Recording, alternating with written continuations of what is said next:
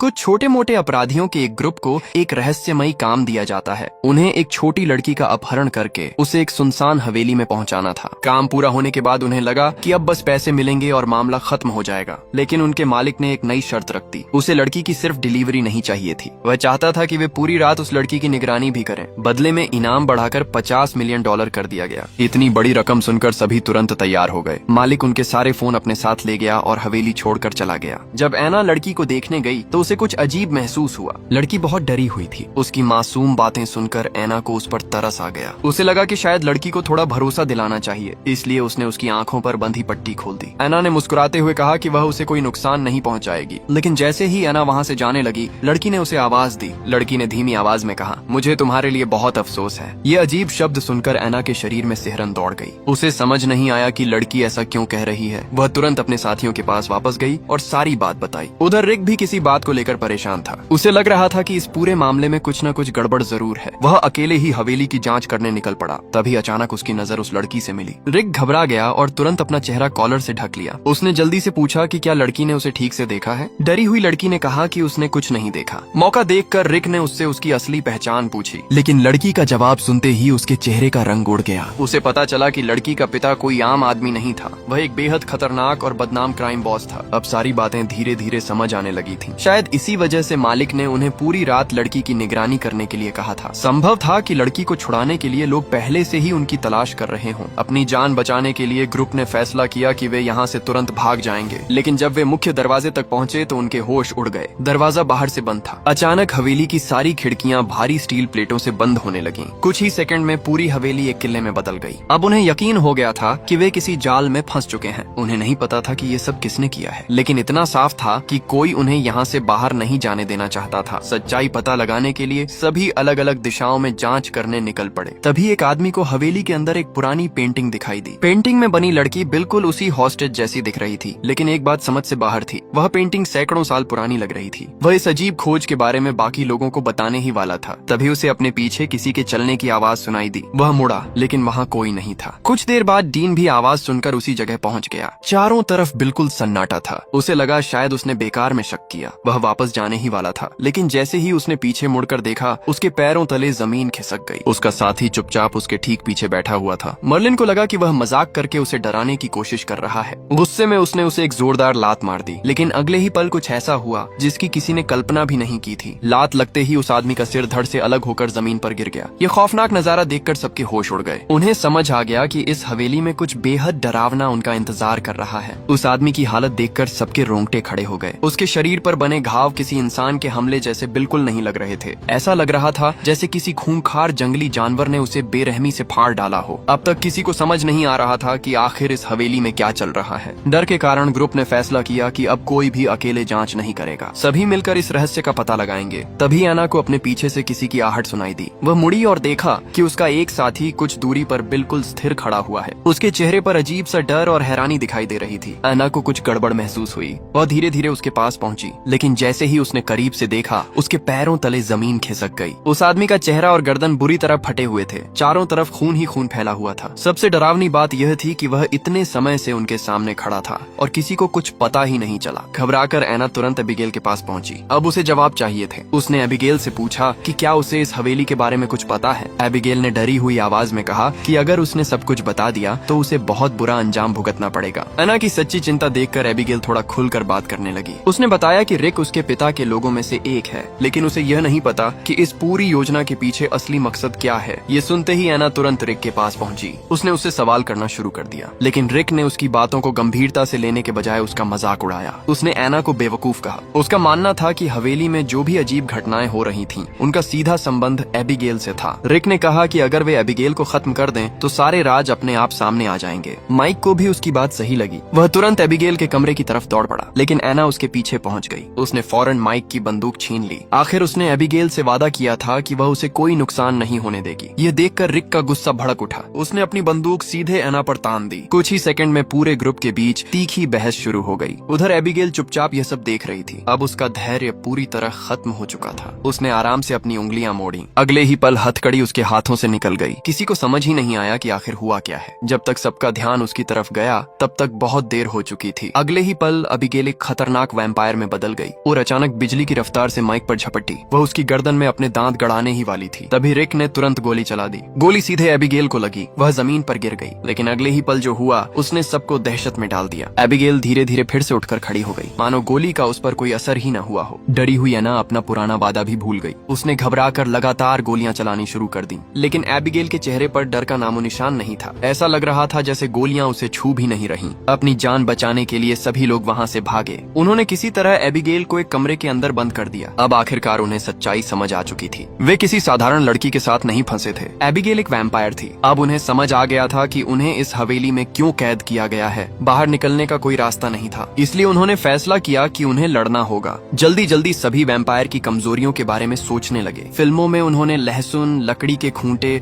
और क्रॉस के बारे में देखा था। सुरक्षित रहने के लिए उन्होंने सब कुछ आजमाने का फैसला किया। सिर्फ एना को ये सब बकवास लग रहा था। उसे विश्वास नहीं था कि इतनी आसान चीजें किसी ऐसे राक्षस को रोक सकती हैं। लेकिन किसी ने उसकी बात नहीं सुनी। सब अपने अपने हथियार तैयार करने में लग गए। कुछ देर बाद हिम्मत जुटाकर वे फिर उस कमरे में पहुंचे, लेकिन अंदर का नजारा देखकर उनके शरीर सुन्न पड़ गए। एबिगेल कमरे के बीचों बीच खड़ी थी और वह अपने मरे हुए साथी की बिना सिर वाली लाश के साथ नाच रही थी। उसके चेहरे पर एक अजीब सी मुस्कान थी। यह दृश्य इतना डरावना था कि कोई भी आगे बढ़ने की हिम्मत नहीं कर पा रहा था। सब वहीं जमे रह गए। लेकिन एबिगेल बिल्कुल नहीं डरी। इस बार उसने खुद पहला कदम उठाया और अगले ही सेकंड वह शिकारियों की तरफ झपट पड़ी। अगले ही पल एबिगेल बिजली की रफ्तार से डीन पर झपटी। उसने डीन को गर्दन से पकड़कर हवा में उठा लिया। बाकी लोग उसे बचाने के लिए दौड़े। एक आदमी ने उसके चेहरे पर लहसुन फेंकने की कोशिश की, लेकिन एबिगेल ने बिना डरे उसे आसानी से नजरअंदाज कर दिया। यह देखकर रिक भी मदद के लिए आगे बढ़ा, लेकिन एबिगेल के एक ही जोरदार मुक्के ने उसे कई फीट दूर उछाल दिया। मौका देखकर माइक पीछे से उस पर टूट पड़ा। उसने एबिगेल को पकड़कर काबू में करने की कोशिश की, लेकिन उसकी ताकत इंसानों से कहीं ज्यादा थी। कुछ ही सेकंड में माइक भी जमीन पर जा गिरा। फिर एबिगेल ने माइक के गले में लटका हुआ क्रॉस पकड़ लिया। उसने उसे झटके से तोड़ दिया। इसके बाद उसके चेहरे पर एक डरावनी मुस्कान उभर आई। उसने टूटे हुए क्रॉस को माइक के सीने में घोंप दिया। माइक दर्द से चीख उठा। तभी रिक फिर से खड़ा हुआ। उसने लकड़ी का नुकीला खूंटा उठाया और एबिगेल पर हमला कर दिया, लेकिन एबिगेल ने उसका हाथ पकड़ लिया। अगले ही पल उसने वही खूंटा रिक की जांघ में घुसा दिया। रिक दर्द से तड़प उठा। हालात तेजी से बिगड़ते जा रहे थे। तीनों ने समझ लिया कि वे सीधे मुकाबले में उसे नहीं हरा सकते, इसलिए वे वहां से भाग निकले। हैरानी की बात यह थी कि एबिगेल ने उनका पीछा नहीं किया। वह बस खड़ी होकर उन्हें एक अजीब मुस्कान के साथ जाते हुए देखती रही। अब तक हुई घटनाओं ने एना को 3 बातें साफ समझा दी थीं। पहली, फिल्मों में दिखाई जाने वाली ज्यादातर वैम्पायर कमजोरियां झूठ थीं।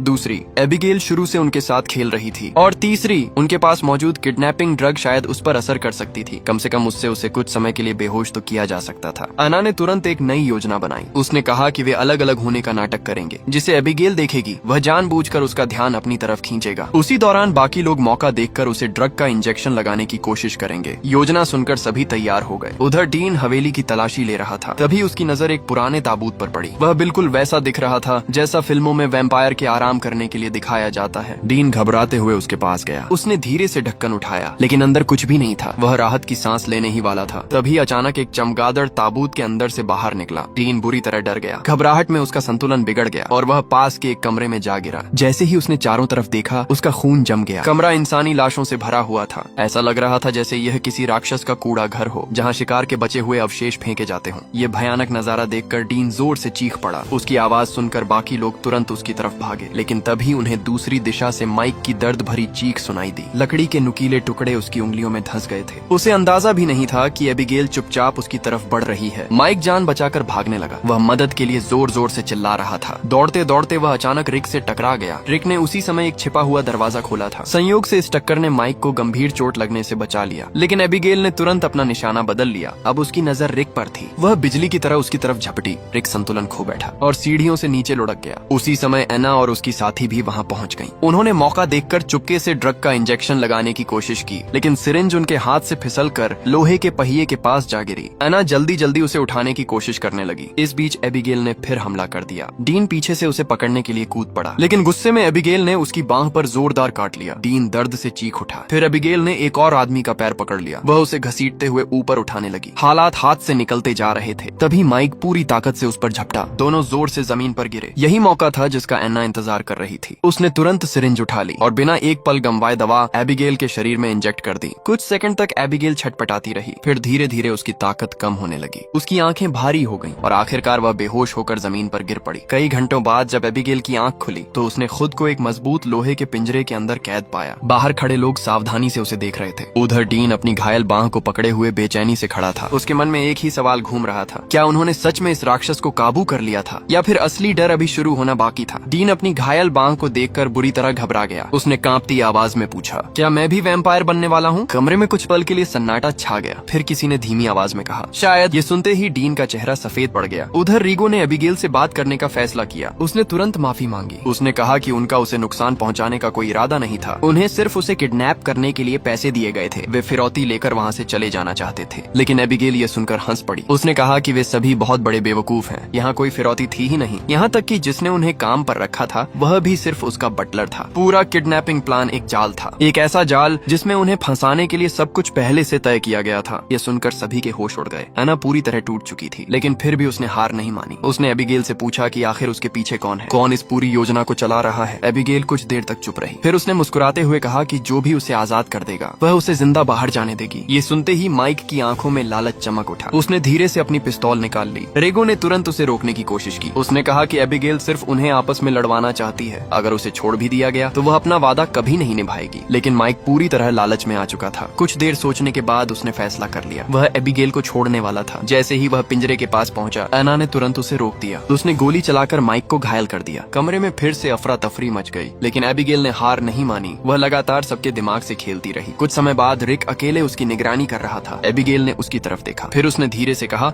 कि उसे हवेली से बाहर निकलने का रास्ता पता है। रिक पहले तो चुप रहा, लेकिन आखिरकार वह उसकी बात सुनने के लिए तैयार हो गया। एबिगेल ने बताया कि म्यूजियम के अंदर एक गुप्त दरवाजा है, दाईं तरफ लगे एक पुराने लेबल के पीछे। रिक को उम्मीद की एक किरण दिखाई दी, लेकिन जानकारी मिलते ही उसने अपना वादा तोड़ दिया। उसने एबिगेल को छोड़ने से साफ इनकार कर दिया। ये सुनकर एबिगेल जोर जोर से हंसने लगी। उसे मजा आ रहा था, मानो वह शुरू से ही इन सब के साथ खेल रही हो। उसी दौरान एना को एक मौका दिखाई दिया। उसने खिड़की पर लगे लकड़ी के तख्तों को तोड़ना शुरू कर दिया। कुछ ही सेकंड बाद बाहर की धूप कमरे के अंदर आ गई। जैसे ही सूरज की रोशनी एबिगेल के हाथों पर पड़ी, उसकी त्वचा जलने लगी, धुआं निकलने लगा। एबिगेल दर्द से चीख उठी। वह तुरंत भागकर कमरे के एक अंधेरे कोने में छिप गई। अब सबको उसकी एक असली कमजोरी पता चल चुकी थी, धूप। आना ने देर नहीं की। उसने रीगो को उठाया और वहाँ से निकलने का फैसला किया। बाकी लोग भी उनके पीछे दौड़ पड़े। सभी जानते थे कि फिलहाल सबसे सुरक्षित जगह वही होगी जहाँ सूरज की रोशनी पहुँच रही हो। इसलिए वे सीधे हवेली की लाइब्रेरी में पहुँचे। वहाँ बड़ी खिड़कियों से धूप अंदर आ रही थी। कुछ देर के लिए सभी ने राहत की सांस ली, लेकिन तभी डीन अचानक रुक गया। उसे जैसे कुछ याद आया हो। उसने धीरे धीरे अपना घायल हाथ धूप में रखा। सबकी नजरें उसी पर टिक गईं, लेकिन कुछ नहीं हुआ। उसकी त्वचा नहीं जली, उसका हाथ बिल्कुल सामान्य था। यह देखकर सभी ने राहत की सांस ली। कम से कम डीन अभी वैम्पायर नहीं बना था। उधर रीगो गुप्त दरवाजे की तलाश में लग गया। उसने म्यूजियम में जाकर हर कोना छान मारा, लेकिन काफी खोजबीन के बाद भी उसे कुछ नहीं मिला। तब सबको समझ आ गया, एबिगेल ने उनसे झूठ बोला था। वो बस समय बर्बाद करवा रही थी। अब स्थिति और भी खतरनाक हो चुकी थी। दिन ढल रहा था। सूरज हमेशा के लिए वहाँ नहीं रहने वाला था। जैसे ही रात होगी, एबिगेल फिर से आजाद होकर उनका शिकार शुरू कर सकती थी। तभी डीन को एक महत्वपूर्ण बात याद आई। उसे एहसास हुआ कि हवेली के अंदर मौजूद पुराने क्वार्ट्ज मैकेनिज्म का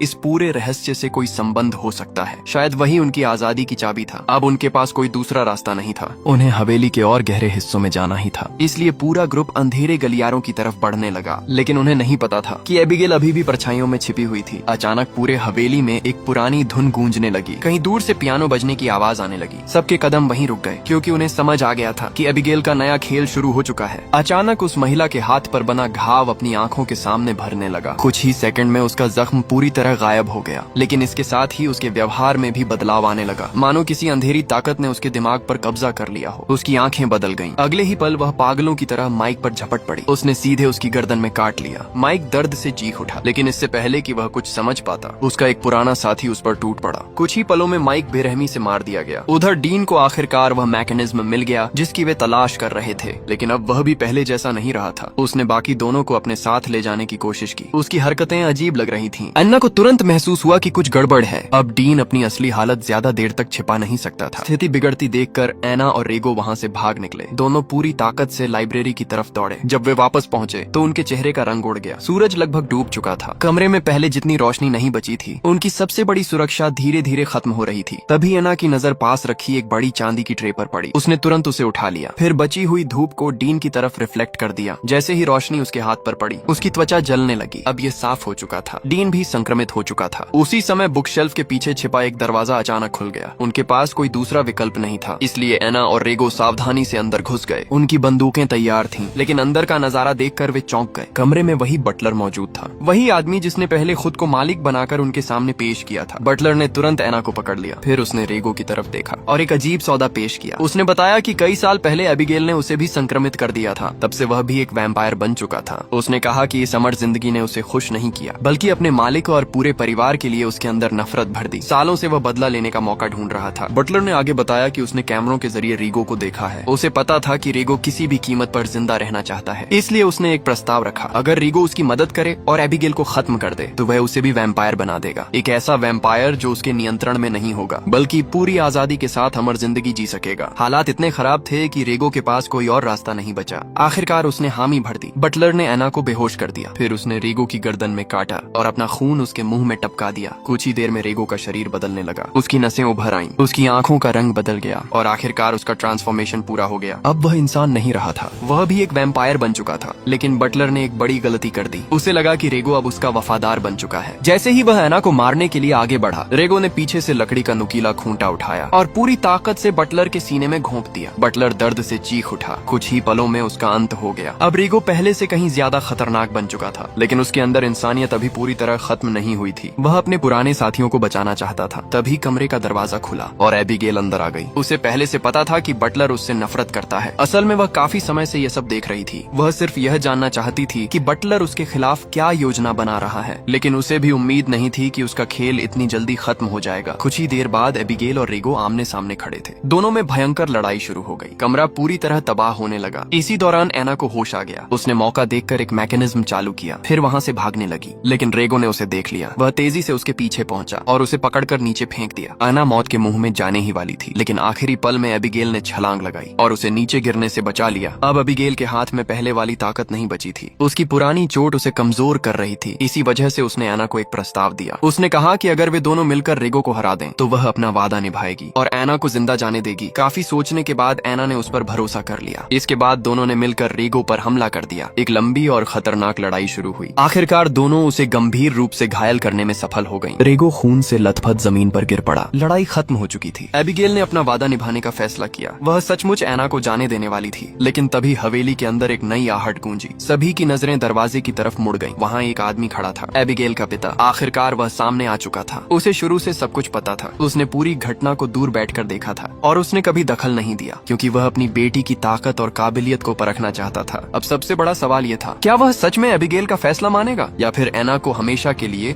इस परिवार का राज अपने साथ लेकर मरना पड़ेगा। लेकिन एबिगेल अपने पिता को रोक लेती है। वो कहती है कि एना ने उसकी जान बचाई है, इसीलिए उसका पिता एना को जाने देता है और आखिरकार एना इस नरक जैसी हवेली से बाहर निकल जाती है। अगर आपको ये फिल्म पसंद आई हो तो वीडियो को लाइक करें, चैनल को सब्सक्राइब करें और बेल आइकन जरूर दबाएं। मिलते हैं अगली शानदार फिल्म की कहानी के साथ। तब तक के लिए अपना ख्याल रखिए।